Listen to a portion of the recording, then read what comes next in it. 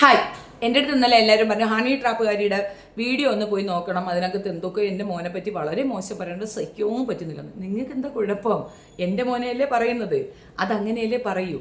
അവളുടെ എക്സ്പീരിയൻസ് അതാണ്. ഒന്നാമത്തെ കാര്യം, ഇപ്പോൾ തന്തയ്ക്ക് വീട് വെച്ച് കൊടുത്തത് കണ്ട ഇളിച്ചുകൊണ്ട് അയാൾ ആ വീട്ടിൽ കയറി താമസിക്കുകയും മകള് മതം വിട്ട കാര്യം പ്രസംഗിക്കുമ്പോൾ വളരെ സന്തോഷപൂർവ്വം അത് അക്സെപ്റ്റ് ചെയ്യുകയും ശുഭഹി നമസ്കാരമൊക്കെ കഴിഞ്ഞ് മോളുടെ ഈ കാമലീല വിലാസങ്ങളിൽ കിട്ടിയ വീട് വെച്ച് ആസ്വദിച്ച് ജീവിക്കുകയും ചെയ്യുന്ന ആ തന്തയും തള്ളയുടെ ക്വാളിറ്റി ഒന്നും ഞങ്ങൾക്കില്ല. ഞങ്ങളുടെ കുടുംബത്തിലെ കുട്ടികളെ പറ്റി തോന്നിവാസങ്ങൾ ധാരാളം പറയും. എന്തുകൊണ്ടെന്നറിയാമോ? ആശയം കൊണ്ടടിക്കാൻ പറ്റാത്തവർ ഇതുപോലെ ഓരോ വൃത്തികേടുകൾ പറഞ്ഞുണ്ടാക്കും. ഇത് സ്ഥിരം നടക്കുന്ന കാര്യമില്ല. ഇതിപ്പോൾ എനിക്കൊരു വലിയ വിഷയമായിട്ട് തോന്നാറില്ല. മുൻപൊക്കെ പറഞ്ഞ് എൻ്റെ തന്തര ഉണ്ടെന്ന് ജംഷീർ എന്ന് പറയുന്ന ഒരു വേട്ടാവളി ഇരുന്നുകൊണ്ട് പറയുന്നത് കേട്ടിട്ടുണ്ടായിരുന്നു. എന്നിട്ട് എവിടെ കാണിക്കാൻ പറ, നമ്മൾ കാണാനുള്ള കൊതികൊണ്ട് ചോദിക്കുന്നതാണ്, കാണട്ടെ, നമ്മുടേതും കൂടെ ആയിരിക്കണം. അതുകൊണ്ട് ഇവനും ഇവൻ്റെ അമ്മയും കൂടെ കയറി കളിച്ച വീഡിയോ എടുത്തു വെച്ചിട്ട് എൻ്റെ മോൻ്റെതാണെന്ന് പറഞ്ഞു കഴിഞ്ഞാൽ പ്രായമായ സ്ത്രീ അവൻ്റെ അമ്മയായിരിക്കും, അല്ലെങ്കിൽ അവൻ്റെ അമ്മയെ എൻ്റെ മോൻ കളിച്ചെന്ന് അവൻ കണ്ടു കാണും, സ്വപ്നം കാണാൻ കണ്ടതായിരിക്കും. ഇപ്പം റിയൽ ആണെങ്കിൽ തന്നെ ചെറുക്കൻ നല്ല ആരോഗ്യമുള്ള ചെറുക്കനാണ്. ഇവനെ പോലെ ഈക്കുക്കുച്ചിയല്ല. ഈ ഈക്കുക്കുച്ചി സുനായും കൊണ്ടിരിക്കുന്നവൻ ഇങ്ങനെ പല പല പല കോലങ്ങളും പറയും. അതല്ല പോട്ടെ, ഞാനൊരു കഥ പറഞ്ഞുതരാം. 14 വയസ്സുള്ള ഒരു പെൺകുട്ടി, പാവട്ടാ, ആരുമില്ല, തന്ത ഓട്ടോറിക്ഷ ഡ്രൈവറാണ്. തന്ത കുണച്ച് കൊണ്ടുവന്നിട്ടൊന്നും ഒന്നും എങ്ങ് എത്താത്തത് കൊണ്ട് മകളെ അങ്ങോട്ട് ഇറക്കുകയാണ് കളത്തിലേക്ക്. 14 വയസ്സുള്ള കൊച്ചിനെ 60 വയസ്സുകാരൻ എടുത്തു വെച്ചങ്ങോട്ട് ചെയ്തു. ചോര ഒലിപ്പിച്ച് വാർന്നൊലിച്ച് വീട്ടിലേക്ക് വന്ന മകളെ കണ്ട് ഹൃദയം തകർന്ന തകർത്താൻ പെട്ടെന്ന് തന്നെ കൊണ്ടുപോയി കേസ് കൊടുത്തു. ആ 60 വയസ്സുള്ള പാവം, 50-60 വയസ്സാണ് കേട്ടോ, കറക്റ്റ് എനിക്കറിയാം, 40 ആയിരിക്കാനാണ് ചാൻസ്. ഇപ്പം 60 ആണെങ്കിൽ അപ്പം 40, അത് കറക്റ്റാണ്. അപ്പോൾ 40 വയസ്സുള്ള ചെറുപ്പക്കാരൻ, അല്ല ഇത്തിരി പ്രായമുള്ള ഒരാൾ റേപ്പ് ചെയ്തു എന്ന് പറഞ്ഞിട്ട് കേസ് കൊടുക്കുകയാണ്. കേസ് പോലീസ് എടുത്തു. പിന്നെ അപ്പോഴേ എടുക്കത്തില്ലേ, പോക്സോ ക്രൈം അല്ലേ, അപ്പോഴേ എടുക്കും. ചാടി വീണ് പോലീസ് കേസ് എടുത്തു. അങ്ങനെ വിചാരണ കോടതിയിലേക്ക് ഈ സംഗതി അങ്ങോട്ട് പോവുകയായി. 20 വർഷം മുമ്പ് നടന്ന സംഭവമാണ്. അപ്പോൾ അവിടെ ഇങ്ങനെ ഭയങ്കരമായ വിചാരണ നടക്കുന്നു. ആ മോളെടുത്ത് ചോദിക്കുന്നു, ഇങ്ങോട്ട് ചോദിക്കുന്നു, അങ്ങോട്ട് ചോദിക്കുന്നു. അവസാനം മോള് രഹസ്യമായി ജഡ്ജിക്ക് മൊഴി കൊടുക്കുകയാണ്, ആക്ച്വലി ഇത് ഞാൻ തന്നെ വിരലിട്ട് കുത്തി പൊട്ടിച്ചതാണ്, അങ്ങനെയാണ് ബ്ലഡ് വന്നതെന്ന്. അതെന്ത് മോളെ നീ വിരലിട്ട് കൊടുത്തു? എനിക്ക് 14 വയസ്സിൽ തരിപ്പിളവി ജഡ്ജമ്മ, അതുകൊണ്ടാണ് ഞാൻ അങ്ങനെ വിരലിട്ട് കുത്തി പൊട്ടിച്ചതെന്ന്. എന്നിട്ട് അപ്പൻ്റെ കൂടെ പറഞ്ഞ് ആ 40 വയസ്സുകാരൻ കുത്തി കയറ്റിയതാണ്. എന്തരായാലും ആ 40 വയസ്സുകാരൻ സേഫായി. കേസ് ഇവർക്ക് എഗൻസ്റ്റ് ആയിട്ട് വരുമെന്ന് കണ്ടപ്പോൾ പ്ലേറ്റ് അങ്ങോട്ട് മാറ്റി. അപ്പൻ പറഞ്ഞു, കുഴപ്പമില്ല, ഞാൻ വേറൊരു പ്ലാനുണ്ട്, ഞാനൊന്ന് കയറ്റാം. അങ്ങനെ ഞാൻ കയറ്റി. ഏത്? അപ്പൻ കയറ്റി. അപ്പം തെളിവായല്ലോ, കയറ്റി ഇട്ട് ഉണ്ട് എന്ന് ഉള്ളൊരു തെളിവായല്ലോ. വീണ്ടും അയാൾ പെട്ടു. അയാൾ പറഞ്ഞു, ഞാനിത് ചെയ്തിട്ടില്ല, പടച്ചവനെ സാക്ഷി നിർത്തി എന്നെ ഉപദ്രവിക്കരുത്, എന്നെ വെറുതെ വിടണം. പ്രശ്നമൊന്നുമില്ല, ഒരു 4 ലക്ഷം രൂപ ഇഞ്ഞ് പോട്ട്. 20 കൊല്ലം മുമ്പാണേ 40 ലക്ഷത്തിൻ്റെ വാല്യൂ ആണ് 4 ലക്ഷത്തിന്. 4 ലക്ഷം രൂപ ഇങ്ങോട്ട് തരുമെന്ന് ചോദിച്ചു. കൊടുക്കാമെന്നായി, കാരണം അയാൾക്ക് ജീവിക്കണമല്ലോ. ഇന്നും അദ്ദേഹം കോഴിക്കോടുണ്ട്. വളരെ ഭ്രാന്തമായ ഒരു അവസ്ഥയിൽ, കുടുംബം തന്നെ വല്ലാത്തൊരു ബുദ്ധിമുട്ടിലായി. അവരെല്ലാവരും അന്തം വിട്ട്. ആ സ്ത്രീക്കറിയാം, ഭാര്യയ്ക്കറിയാം അവരെ ഭർത്താവ് അങ്ങനെ ചെയ്യത്തില്ല എന്ന്.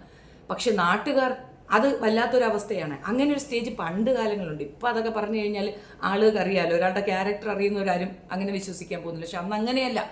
പോക്സോ കേസിനൊക്കെ ഒരു ഇതിനെ അറസ്റ്റ് ചെയ്യപ്പെടുക എന്ന് പറയുന്നത് ഭയങ്കര ക്രൈം തന്നെയാണ്, വല്ലാത്തൊരവസ്ഥയാണ്. അപ്പോൾ ആ മനുഷ്യൻ ഇപ്പോഴും അവിടെ വിക്റ്റിമായിട്ടുണ്ട്. ഇവളുടെ ആദ്യത്തെ വിക്റ്റിം അതാണ്, ആദ്യത്തെ ഇര. ആ മനുഷ്യൻ ഇന്നും ജീവിച്ചിരിക്കുന്ന ഒരു ഇരയാണ്. അന്ന് ഈ കേസ് കോഷ് ചെയ്ത് കളഞ്ഞു. ലോകത്ത് ഏതെങ്കിലും ഒരു തകപ്പൻ മകളെ കുത്തിക്കയറ്റിയതിൻ്റെ പേരിൽ കേസ് കൊണ്ട് കൊടുക്കുകയും 4 ലക്ഷം രൂപ വാങ്ങിച്ച് കോംപ്രമൈസ് ചെയ്യുകയും ചെയ്യും. അങ്ങനെ കോംപ്രമൈസ് ചെയ്യുകയാണെങ്കിൽ ആ അപ്പൻ്റെ പേരെന്താണ്? കൂട്ടിക്കൊടുപ്പുകാരനെന്നല്ലേ. സ്വന്തം മകളെ കൂട്ടിക്കൊടുത്ത ചരിത്രമുള്ള ഓട്ടോറിക്ഷക്കാരൻ ആരാണെന്നറിയാമോ? ഇന്നലെയും മെനിങ്ങാന്നും പാലുകാച്ച് നടത്തിയ ആലവലാതിയാണ്. തന്തയില്ലാത്തവനെന്ന പേര് പറയാതെ തന്നെ നിങ്ങൾക്ക് മനസ്സിലായില്ലേ? ഇമ്മാതിരി 18ഓളം പേർക്ക് കൂട്ടിക്കൊടുപ്പ് നടത്തിയിട്ടുണ്ട്. ആദ്യത്തത് മോള് വിരലിട്ട് കുത്തിപ്പൊട്ടിച്ചതാണെങ്കിൽ പിന്നുള്ളതൊക്കെ ആണുങ്ങൾ നന്നായിട്ട് കയറ്റി കുത്തിപ്പൊട്ടിച്ചതാണ്. മോള് സന്തോഷപൂർവ്വം പോയി വിരിച്ചു വെച്ചു കൊടുക്കുക. ആദ്യം എല്ലാം കൊടുത്തിരുന്നത് താഴെയാണെങ്കിൽ പിന്നെ വായിക്കകത്തായി. അതാണ് കീറി കീറി ചെവീര വട്ടത്തിലെത്തി വായി. ഇനി എനിക്കിങ്ങനെ കീറ്റൽ കാണിക്കാൻ വയ്യ, എനിക്ക് വയ്യ.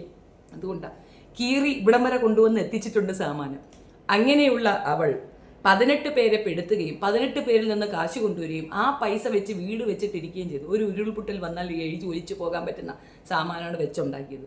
ഞാൻ അങ്ങനെ ആഗ്രഹിക്കുന്നു എന്നല്ല എൻ്റെ അർത്ഥം, അങ്ങനെയൊന്നും ആർക്കും വരാതിരിക്കട്ടെ. പക്ഷേ ഇവർക്കതേ വരുള്ളൂ. കാരണം ഒരുപാട് പേരുടെ കണ്ണീരാണത്, അല്ലാതെ കിണ്ണനെ വരച്ചിട്ടുണ്ടാക്കിയ സാമാനമൊന്നുമല്ല.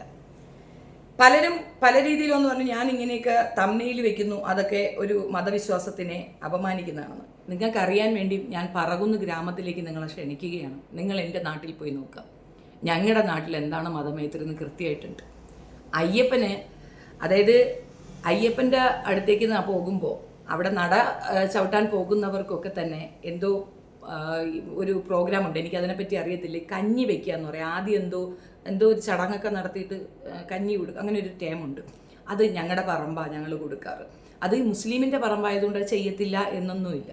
അവിടെ അത് വെച്ച് എന്തൊക്കെയോ അവരെന്തൊക്കെയോ അവിടെ ക്രിയേറ്റൊക്കെ ചെയ്യും. എന്നിട്ട് 18 പടിയൊക്കെ ക്രിയേറ്റ് ചെയ്യും. എന്നിട്ട് അതിനകത്ത് അയ്യപ്പൻ്റെ രൂപമൊക്കെ വെച്ച് ഫംഗ്ഷനൊക്കെ നടത്തി ഞങ്ങളുടെ പ്രോപ്പർട്ടി ഫുൾ അവർ കവർ ചെയ്യും. എന്നിട്ട് അതിൽ വെച്ചിട്ടാണ് ഈ ഫംഗ്ഷൻ നടത്തിയിട്ട് കുട്ടികൾ മലയ്ക്ക് പോകുന്നതൊക്കെ കണ്ടിട്ടുള്ളത്.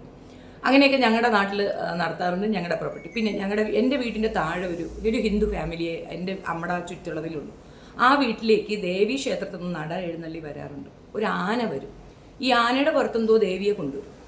ഇതിനെ കൊണ്ടുവന്നിട്ട് അതെന്തോ ചടങ്ങാണ്, അതെനിക്കറിയത്തില്ല, നിറപറയോ എന്തൊക്കെയോ വെച്ചിട്ട് അവരിങ്ങനെ അതിനെ ഇൻവൈറ്റ് ചെയ്യും. പക്ഷേ എൻ്റെ വീട് കഴിഞ്ഞിട്ടാണ് അങ്ങോട്ട് പോകാൻ. ഈ ആന അവിടെ എത്തുമ്പോൾ സ്റ്റോപ്പ് ആവാറുണ്ട്. എന്തിനാന്ന് എനിക്കറിയത്തില്ല. ഞാൻ എന്തെങ്കിലും പഴവോ എന്തെങ്കിലും കൊണ്ട് അവിടെ കാത്തു നിൽക്കും. അത് അവർ ഒരു മടിയും കൂടാതെ ആനയ്ക്ക് വാങ്ങി കൊടുക്കാറുമുണ്ട്. അതിനുശേഷമാണ് പിന്നെ ദേവി അവിടെ പോയി അത് വാങ്ങിക്കൊണ്ട് പോകുന്നത്.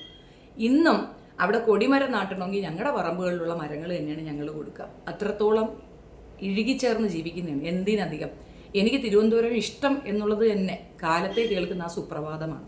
ദേവീ ക്ഷേത്രത്തിൽ നിന്ന് കേൾക്കുന്ന ആ ഗാനം കേട്ട് ഉണരുക എന്നുള്ളത് ഓരോ മലയാളിയുടെയും നോസ്റ്റാൾജിക് ഫീലിംഗ് തന്നെയാണ്. അതുകൊണ്ട് ദേവി ഇത് ഹിന്ദു സഹോദരങ്ങൾക്കൊന്നും തോന്നരുത്. ഞാനൊക്കെ ഒരുപാട് റെസ്പെക്റ്റ് ചെയ്യുന്നൊരു മതമാണ് അത്. അതിനകത്ത് ചില ഗോത്രീയതകളും ചില ഉച്ചനീചത്വങ്ങളും പറയുമ്പോൾ നിങ്ങൾക്ക് വേദന തോന്നണ്ട. അത് ഞാൻ നിങ്ങളെ ഒരിക്കലും ഇകഴ്ത്താനോ മോശപ്പെടുത്താനോ അല്ല പറയുന്നത്. ചില ജാതീയ കോമരങ്ങൾ പരസ്പരം മനുഷ്യരെ തമ്മിൽ തെറ്റിക്കാൻ ചെയ്യുന്നതാണ്. എനിക്കിപ്പോഴും വിശ്വസിക്കാൻ ഇഷ്ടം എൻ്റെ പൂർവിക മതം അതാണെന്നാണ്. അതിലെ ബുദ്ധിമുട്ടുകൾ കൊണ്ടാണ് മറ്റൊരു വൈദിക മതത്തിലേക്ക് എൻ്റെ പൂർവ്വപിതാക്കർ ചേർന്നതെന്ന് വിശ്വസിക്കാനാണ് എനിക്കിപ്പോഴും ഇഷ്ടം. അതുകൊണ്ട് തന്നെ ഉള്ളിൽ ആ ഒരു ഫീലിംഗ് ഉണ്ട്. ഓരോ ഇന്ത്യക്കാരനും, പ്രത്യേകിച്ച് കേരളീയർക്ക് അതൊരിക്കലും നീക്കി നിർത്താനോ ഇല്ല എന്ന് പറയാനോ പറ്റത്തില്ല. ചിലപ്പോൾ വടക്കോട്ടുള്ളവരൊക്കെ ക്രൗഡ്ലി ഇങ്ങനെ ഒരു കമ്മ്യൂണിറ്റി ആയിട്ട് ക്രൗഡായിട്ട് കിടക്കുന്നത് കൊണ്ട് അവർക്കൊക്കെ അങ്ങനെ ഒരു വശമുണ്ടായിരിക്കും. ഞങ്ങളുടെ നാട്ടിലൊക്കെ ഡിഫറൻ്റ് ആണ് കേട്ടോ.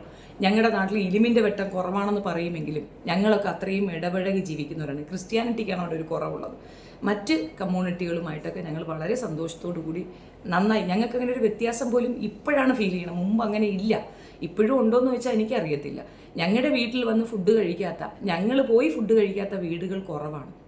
ഈ മറ്റു മതവിശ്വാസങ്ങളുടെ കാര്യമാണ് പറയുന്നത്. എനിക്കിപ്പോഴും ഞാൻ തുറന്നതിനെപ്പറ്റി നിങ്ങൾ കണ്ടിട്ടുണ്ട്. ശാന്തകുമാരി അമ്മ ഹിന്ദുമത വിശ്വാസിയാണ്, തീവ്ര വിശ്വാസിയാണ്. അവരെൻ്റെ അമ്മയാണെന്ന് പറയാനാണ് എനിക്കിഷ്ടം. എന്നെ പ്രസവിച്ച അമ്മയാണെന്ന് അവർ സമ്മതിക്കുന്നത് വളരെ സന്തോഷം. എൻ്റെ അമ്മയെ പോലെ തന്നെ എനിക്ക് അവരെ ഇഷ്ടമാണ്. അപ്പോൾ മതമൈത്രി എന്താണെന്നും അതിനോടനുബന്ധിച്ചിട്ടുള്ള കാര്യങ്ങൾ എന്താണെന്നൊന്നും ആരും എന്നെ പഠിപ്പിക്കേണ്ട കാര്യമില്ല. ഇത് വല്ലാത്ത വേദന തോന്നിയത് കൊണ്ട് മാത്രമാണ് ഈ ഗുരുവായൂർ വിഷയത്തിൽ ഇങ്ങനെ ഒരു വൃത്തികേട് നടക്കുന്നതുകൊണ്ട് നമ്മൾ ഇടപെട്ട് സംസാരിച്ചത്. ഗുരുവായൂർ അമ്പല നടയിൽ വെച്ചാണ് എൻ്റെ മകന് ചോറൂണ് കൊടുത്തിട്ടുള്ളത്. അത് നേർച്ചയാണെന്ന് ചോദിച്ചാൽ എൻ്റെ ഉമ്മായുടെ ഒരു കൂട്ടുകാരിയുടെ നേർച്ചയാണ്.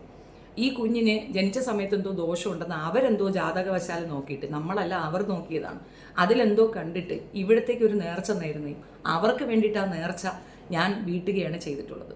അന്നും ഇതുപോലെ തന്നെ ഒരു കാരണവശാലും ഉള്ളിലേക്ക് കയറാതിരിക്കാൻ ഞങ്ങൾ മാക്സിമം ശ്രമിച്ചു. കാരണം അത് അവരുടെ വിശ്വാസമാണെന്നേ. അത്തരം വിശ്വാസ പ്രമാണങ്ങൾ തെറ്റിക്കാനോ മോശപ്പെടുത്താനോ ഒന്നുമല്ല പോയത്. അവിടെ അങ്ങനെ ഒരു നേർച്ചയുണ്ട്. ആ ചേച്ചിയുടെ കയ്യിൽ തന്നെയാണ് ഉമ്മ കുഞ്ഞിനെ കൊടുത്തു വിട്ടതും കുഞ്ഞിന് അങ്ങനെ ഒരു ചടങ്ങ് അവർ നടത്തിയിട്ടുള്ളത്. അത് അവരുടെ വിശ്വാസമാണ്. അപ്പം തന്നെ നിങ്ങൾക്ക് ഞങ്ങളുടെ ഗ്രാമത്തിൽ എന്താണ് മതമൈത്രി എന്നുള്ളത് മനസ്സിലാകുന്നില്ലേ? പരസ്പരം അത്രത്തോളം ഇടപഴകി ജീവിക്കുന്ന മനുഷ്യരാണ്. അവരുടെ അയലത്തുകാരൻ്റെ കൊച്ചിന് വേണ്ടിയിട്ട് നേർച്ച നേരുന്ന ഒരു ഇതിലേക്ക് ഞങ്ങളുണ്ടെങ്കിൽ ഞങ്ങൾ അത്രത്തോളം ഇടപഴകി ജീവിക്കുന്ന മനുഷ്യരാണ്. മതം ഞങ്ങളുടെ അവിടെ തലയിൽ കയറിയിട്ടില്ല. ഇനി അതും കൊണ്ട് അങ്ങോട്ട് ആരും വരെയും വേണ്ട. ഞാൻ അവരുടെ പ്രതിനിധി തന്നെയാണ്. അപ്പോൾ എൻ്റെ ഗ്രാമത്തിലേക്ക് ഞാൻ ക്ഷണിക്കുന്നത് നിങ്ങൾ അവിടെ ചെന്നാൽ അത് മനസ്സിലാകുമെന്നുള്ളത് കൊണ്ടാണ്. പരസ്പര വെല്ലുവിളിയോ വെല്ലുകുത്തോ ഒന്നുമില്ല, സ്വസ്ഥമായി ജീവിക്കുന്ന ഒരു ഗ്രാമത്തിൽ ജനിച്ചവളാണ് ഞാൻ. അത്രത്തോളം മാനവികമായി ജീവിച്ചോളുമാണ്. അപ്പം എന്നെക്കുറിച്ച് അറിയാൻ, എൻ്റെ മകനെക്കുറിച്ചറിയാൻ, എൻ്റെ കുടുംബക്കാരെക്കുറിച്ചറിയാൻ, ഞങ്ങളുടെ കുടുംബത്തിലെ പെൺകുട്ടികളെ കുറിച്ചറിയാൻ നിങ്ങൾ പറകുന്നിലേക്ക് വരിക, നാവായിക്കുളത്തേക്ക് വരിക, അന്വേഷിക്കുക. അവിടെ ഉണ്ടാകും ഞങ്ങൾ. ഏതെങ്കിലും ഒരു തേർഡ് റേറ്റ് ഹണി ട്രാപ്പുകാരി ഇരുന്നു കൊണ്ട് എൻ്റെ മകനെ പറ്റി പറഞ്ഞാൽ എനിക്ക് യാതൊരു ഫീലിങ്ങും ഉണ്ടാവത്തില്ല. എൻ്റെ കുഞ്ഞുങ്ങളെ നിങ്ങൾ കണ്ടതാണല്ലോ. ഒരു പെണ്ണുങ്ങളെ കൂടെ ഒരു ചാറ്റ് ഹിസ്റ്ററി കൊണ്ടൊന്ന് പുറത്ത് തന്നാൽ അത് ചലഞ്ച് തന്നെയാണ്. എൻ്റെ മക്കൾ അങ്ങനെ ചെയ്യില്ല. അവർക്കതല്ല താല്പര്യം. അവർക്കറിയാം അത് ലൈഫിൻ്റെ ഒരു ടേണിംഗ് പോയിൻ്റാണ്. അവരുടെ ലൈഫിലേക്ക് വരുന്നവർ അവർക്ക് മാത്രമുള്ളവരായിരിക്കും. അവരും അവർക്കൊപ്പം തന്നെ ജീവിക്കാൻ ആഗ്രഹിക്കുന്നവരായിരിക്കും. അല്ലാതെ പലയിടങ്ങളിൽ ചാടി പല ചെളി ചവിട്ടി കഴിയുന്ന ആൾക്കാരല്ല എൻ്റെ കുടുംബത്തിലുള്ളത്. അത് മാത്രമല്ല, അവൻ്റെ പിതാവിനും അങ്ങനെ ഒരു ഹിസ്റ്ററി ഇല്ല. അതുകൊണ്ട് എനിക്ക് അതിനെപ്പറ്റി കൂടുതലൊന്നും പറയാനില്ല. പിന്നെ എന്നോട് വന്ന് വിഷമം പറഞ്ഞവരോടാണ്, നിങ്ങൾ വിഷമിക്കാനും വേണ്ടിയൊന്നുമില്ല. നമ്മൾ നല്ലവരിൽ നിന്ന് നല്ല വാക്കുകൾ കേൾക്കും. ഇതുപോലുള്ള അഭിസാരികകളിൽ നിന്ന് അഭിസാരിക വർത്തമാനം മാത്രം പ്രതീക്ഷിച്ചാൽ മതി. അരിനേറ്റൻ അമ്മയെ കളിച്ച ഓർമ്മയിലാണ് ലിപ്പിലോക്കും കാര്യങ്ങളും ഒക്കെ പറയുന്നത്. ഞാൻ എൻ്റെ മോനെ ഉമ്മ വയ്ക്കാറുണ്ട്, എൻ്റെ ഉപ്പായെ ഞാൻ ഉമ്മ വയ്ക്കാറുണ്ട്. അതിൻ്റെ അർത്ഥം ഞങ്ങൾ തമ്മിൽ മറ്റതാണെന്ന് അവരങ്ങനെ ചെയ്യുന്നത് കൊണ്ടാണ്. കണ്ടില്ലേ, തന്തയ്ക്ക് വേണ്ടിയിട്ട് മോള് വീട് വെച്ച് കൊടുത്തത്. മോളെ ആദ്യം കളിച്ചത് തന്തയാ, അതുകൊണ്ടാണ്. അതിൽ ഞാൻ നേരത്തെ പറഞ്ഞത് 14 വയസ്സിൽ തന്തയുടെ ചൂടറിഞ്ഞ മകളാ ആയിരുന്ന വർത്താനം പറയുന്നത്. തന്തയും മോളും കൂടെ ചേർന്നിട്ട് കളി നടത്തിയിട്ട് ആ കളി ഒരു 40 വയസ്സുകാരൻ്റെ തലയിൽ കൊണ്ടുവച്ച് അയാൾ ഇന്നും ജീവിച്ചിരിക്കുന്ന ഒരു വിക്റ്റിമായിട്ട് അവിടെ നിൽക്കുമ്പോൾ ഇതിൽ കൂടുതൽ ഞാൻ എങ്ങനെ ഇത് എക്സ്പ്ലെയിൻ ചെയ്യാനാണ്? അങ്ങനെയുള്ളവരുടെ നമുക്കൊന്നും പറയാനില്ല. അടിച്ച് സുനാ ചവിട്ടി പൊട്ടിച്ച് 4 പൊട്ടൽ വാരിയലിന് അടിച്ച് പൊട്ടിച്ച് കൊണ്ടിട്ടിട്ടുണ്ട്. തള്ളയുടെ സുനാക്കകത്തേക്ക് കുട്ടിയും കയറ്റി കൊടുത്തിട്ടുണ്ട് നാട്ടുകാർ. അമ്മാതിരി അട്ടിയാണ് കിട്ടിയത്. തന്തയ്ക്കും കിട്ടി, തള്ളയ്ക്കും കിട്ടി. ലോകത്ത് എവിടെയെങ്കിലും തന്തയും തള്ളയും ഹോസ്പിറ്റലിൽ കിടക്കുമ്പോഴേ അടി കൊണ്ട് ഹോസ്പിറ്റലിൽ കിടക്കുമ്പോൾ ഈ വെപ്പാട്ടീരെ കൂടെ വന്നിരുന്നു കൊണ്ട് കൊണ പറയാൻ വരുമെന്ന് നിങ്ങൾക്ക് തോന്നുന്നുണ്ട്. ഞാനൊക്കെ ആണെങ്കിൽ എനിക്കാണെങ്കിൽ ബോധം പോലും ഉണ്ടാവില്ല. എൻ്റെ ഉമ്മാക്കൊക്കെ ഒരു ആക്സിഡൻ്റ് എന്ന് കേട്ടാൽ എനിക്ക് ബോധം പോലും ഉണ്ടാവത്തില്ല. അമ്മാതിരി നമ്മൾ തകർന്നു പോകും. പക്ഷെ നിരന്തരമായി കുത്തിക്കേറ്റലുകളും കീറലുകളും പൊട്ടലുകളും ആളുകളുടെ കയ്യിൽ നിന്ന് അടി ഉള്ളലുകളും സ്ഥിരമായ ഒരു കുടുംബത്തിൽ അങ്ങനെയൊന്നും സംഭവിച്ചാൽ എന്താ പ്രശ്നം? ഒരു പ്രോബ്ലവും ഇല്ല. നാണം കെട്ടും പണമുണ്ടാക്കി നാണക്കേടാ പണം തീർക്കും എന്ന ഒരു സിദ്ധാന്തം കൊണ്ട് നടക്കുന്ന വെറും ഹണി ട്രാപ്പ് സംഘമാണവർ. അവർ പറയുന്നതിന് ആ മൂല്യം കൊടുത്താൽ മതി. അപ്പം ചരിക്കഞ്ഞാ സാധനത്തിൽ എന്തരാ കുത്തിക്കയറ്റി വെച്ചിരിക്കുന്നത് കൊണ്ട് തുന്നിക്കെട്ടി വെച്ചിരിക്കും. ഞങ്ങളിപ്പോൾ വായി കൊണ്ടാണ് കഞ്ഞാ കലിച്ചിനതി. ഇടീ ലിപ്ലോക്ക് എന്നൊക്കെ പറയണത് തിരുക്കൂലം ക്വാളിറ്റി ഉള്ളവർക്ക് ചെയ്യുന്നത്. വായ്നാറ്റം ഉണ്ടാകാൻ പാടില്ല, സ്പെഷ്യൽ തിങ്. 2, വായി വെച്ചുള്ള പ്രോഗ്രാം ചെയ്യുന്നവർക്ക് ലിപ്പിലോക്ക് സ്വപ്നങ്ങളിൽ മാത്രമേ പ്രതീക്ഷിക്കാവൂ. കണ്ടാൽ നമുക്കങ്ങനെയൊക്കെ ചെയ്യാൻ തോന്നുന്ന ലിപ്പുകളിൽ ലോക്കുകൾ കിട്ടും. അതൊന്നും നിന്നെക്കാരും അങ്ങനെ തരാൻ ഉദ്ദേശിക്കുന്നില്ല. അവർ തരാൻ ഉദ്ദേശിക്കുന്ന മൂത്രമൊഴിക്കുന്ന ഭാഗമാണ്. അത് ഏറ്റവും സൂട്ടബിളായ ഒരു പൊസിഷനാണ് നിൻ്റെ വായ. അതിനകത്തേക്ക് അങ്ങ് തള്ളിത്തരും. നീ അങ്ങോട്ട് എന്താണെന്ന് വെച്ചാൽ ചെയ്തുകൊടു. കിട്ടുന്ന കായ് കൊണ്ട് നിന്നെ ആദ്യം കളിച്ച തന്തയ്ക്ക് വേണ്ടിയിട്ട് വീടും വെച്ചു കൊടുക്കുക. That's it. കുറച്ച് താഴ്ന്ന ലെവലിൽ സംസാരിക്കേണ്ടി വന്നത് ഗതികേട് കൊണ്ടാണ്. ഇതിലും കൂറയായിട്ട് വർത്തമാനം പറയേണ്ട, മറുപടി കൊടുക്കേണ്ട ഒരു വിഷയമാണ് എന്ന് എനിക്ക് നല്ല ബോധ്യമുണ്ട്. സ്വന്തം മകനെ കളിക്കാൻ ആഗ്രഹിക്കുന്ന ഓരോ അമ്മമാരുമാണ് ഇതുപോലുള്ള വൃത്തിയിടുക. പ്രത്യേകിച്ച് ഏറ്റുമാനൂർ വെടി ദായവള്, ഇതേപോലെ വർത്തമാനം പറയുന്ന വേറൊരുത്തിയും കൂടെ ഉണ്ട്, കാമി. ഈ 3 എണ്ണത്തിനും സ്വന്തം മക്കളെ കളിക്കാനാണ് ഇഷ്ടം. കളിച്ചതാണ്, കളിച്ചുകൊണ്ടേ ഇരിക്കുകയാണ്. അതുകൊണ്ടാണ് ഇങ്ങനെയൊക്കെ പറയുന്നത്. പിന്നെ എൻ്റെ മകൻ്റെ എന്തെങ്കിലും വീഡിയോസ് പബ്ലിഷ് ചെയ്താൽ I am very happy that. നല്ല കാര്യം. ഞാൻ കുറേ നാളുകൊണ്ട് അവൻ്റെ അടുത്ത് പറയുന്നുണ്ട്, മകനെ ഒരു വിവാഹമൊക്കെ കഴിക്കണ്ടേ, ഒരു പ്രേമമൊക്കെ ഉണ്ടെങ്കിൽ നന്നായിരുന്നു എന്ന് പറഞ്ഞപ്പോൾ അവൻ്റെ അടുത്ത് പറയുന്നുണ്ട്, എനിക്ക് ഫസ്റ്റ് കരിയറാണ് മുഖ്യം. കരിയർ കഴിഞ്ഞിട്ട് ഞാൻ ഇതൊക്കെ ചിന്തിക്കുന്നുള്ളൂ എന്നാണ് പറയുന്നത്. അപ്പോൾ അവ ഇങ്ങനെയൊക്കെ ചിന്തിക്കാൻ തുടങ്ങി എന്നുള്ളതൊരു നല്ല കാര്യമാണ്. എനിക്ക് സന്തോഷമുണ്ട്. പ്രായം ഒരു പ്രശ്നമൊന്നുമല്ല. പ്രത്യേകിച്ച് ഇസ്ലാം കമ്മ്യൂണിറ്റിയിൽ അങ്ങനെ പ്രായത്തിനൊന്നും പരിഗണിക്കുന്നില്ല. ആണും പെണ്ണുമാണ് വിവാഹം കഴിക്കുന്ന, പ്രായത്തിനെ ഒന്നും കാര്യമാക്കുന്നില്ല. അതൊക്കെ കണ്ടാൽ നിനക്കൊക്കെ അസൂയ തോന്നുമായിരിക്കും. അതൊക്കെ നല്ലതാണ്. ഞങ്ങൾക്കത് സുന്നത്താണ്. പാടി കഴിച്ച്